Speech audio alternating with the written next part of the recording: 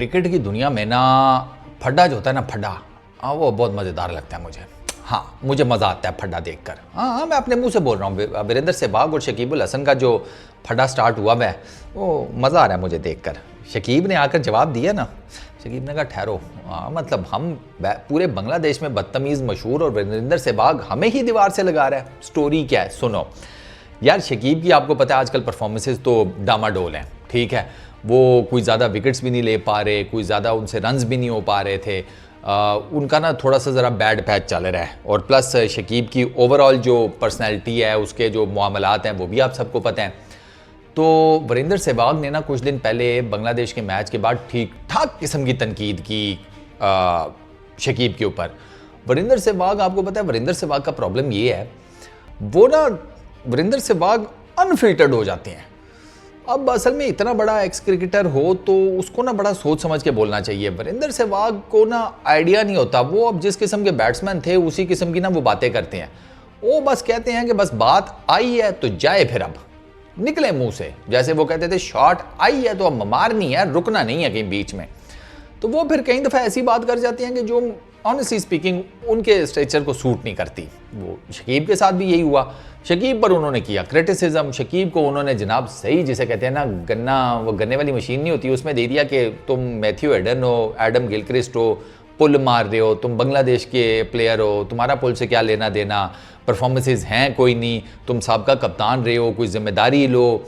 अच्छा और क्या कहा था, रन्स हो नहीं रहे। बल्कि इनफैक्ट वीरेंद्र सहवाग ने तो यहाँ तक कह दिया था कि मैंने तो बहुत पहले ही कह दिया था कि इस बंदे को रिटायर हो जाना चाहिए, ये अब क्या निकालना चाहता है T20 क्रिकेट में से। और ये बात उन्होंने बकौल उनके मतलब काफ़ी टाइम पहले, कुछ सालों पहले की थी कि शकीब को रिटायर हो जाना चाहिए T20 क्रिकेट से। इनके अंदर T20 क्रिकेट का जैसे कहते हैं ना खून कोई नहीं बचा।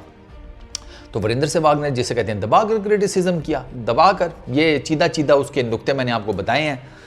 अच्छा, ये भी कहा कि जब ऊपर ही मेजर प्लेयर ऐसा कुछ नहीं करेगा तो बाकी टीम क्या करेगी, फलाना टिमकाना। वीरेंद्र सहवाग ने ना सही प्लस्तर किया। अब शकीब पे पहले कुछ था कोई नहीं, शकीब उस टाइम तो बोले कोई नहीं। शकीब ने अभी पीछे ना मैच में किए हैं कुछ 64 बड़ी मैच विनिंग नॉक उन्होंने खेली है। और बांग्लादेश आपको पता है सुपर 8 में भी चला गया है। तो अब शकीब ने ना प्रेशर किया। उस प्रेशर में ना उनसे कहा गया वीरेंद्र सहवाग ने आपके बारे में ये कहा है। तो आगे से शकीब का पहला जवाब पता है क्या था, वीरेंद्र सहवाग मतलब वीरेंद्र सहवाग वो कौन है। ओ खैर, एक मरासी था, वो गया एक गांव में चोरी करने रात के टाइम। पुराने वक्तों की बात है, लाइट नहीं होती थी। और आपको पता है उस पर्टिकुलर टाइम में जो घरों के छत वगैरह होते थे वो कच्चे होते थे। तो वो कहीं लेप लूप ताज़ा ताज़ा हुआ था, तो छत बड़ी कच्ची सी थी। मरासी ने ना छलांग मारी एक घर में जिसमें शादी हो रही थी, छत पर छलांग मारी। वो चूंकि छत कच्चा था, धड़म करके सीधा जाकर सेन में गिरा। फंक्शन हो रहा था, मरासी बिल्कुल सेंटर में जाकर गिरा। तो रात का टाइम था, कोई इतनी लाइट तो थी नहीं। किसी बंदे ने पूछ लिया कौन हो आप। अब मरासी बीइंग मरासी, उसके पास तो रेडीमेड जवाब होते हैं। उसने फौरन से कहा अच्छा अब हम कौन हो गए, मैं जा रहा हूं, मेरा तुम्हारा जीना मरना खत्म आज से।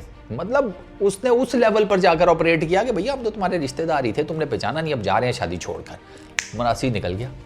तो अब मुझे ना वो वीरेंद्र सहवाग कौन से, मुझे वो लतीफ़ा याद आ गया। अच्छा, उसके बाद उसने जो जर्नलिस्ट था उसने बताया कि सर आप पे ये तनकीद हुई है सहवाग की तरफ से। तो शकीब आगे से कहता है कि मुझे किसी प्लेयर को किसी भी तरह का कोई जवाब देने की ज़रूरत नहीं है। मतलब उसने कहा कि ठीक है, परफॉर्मेंस चलती रहती है, अप्स एंड डाउन्स आते हैं प्लेयर की लाइफ में, कोई बहुत बड़ी डील नहीं है। मैं अपनी तरफ से अपना 100% देने की कोशिश करता हूँ, उसमें कई मरतबा कामयाबी मिल जाती है, कई मरतबा नहीं मिलती।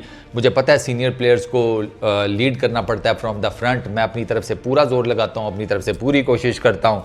और मुझे ये भी पता है कि मेरी जो विद द बैट और विद द बॉल टीम के अंदर यूटिलिटी है वो किस कदर इंपॉर्टेंट है। तो मतलब शकीब ने ना जिसे कहते हैं कि बड़े ही टेक्निकल अंदाज में ना वीरेंद्र सहवाग की सारी क्रिटिसिज्म का जवाब दे दिया, लेकिन नाम ऐसा कोई नहीं दिया।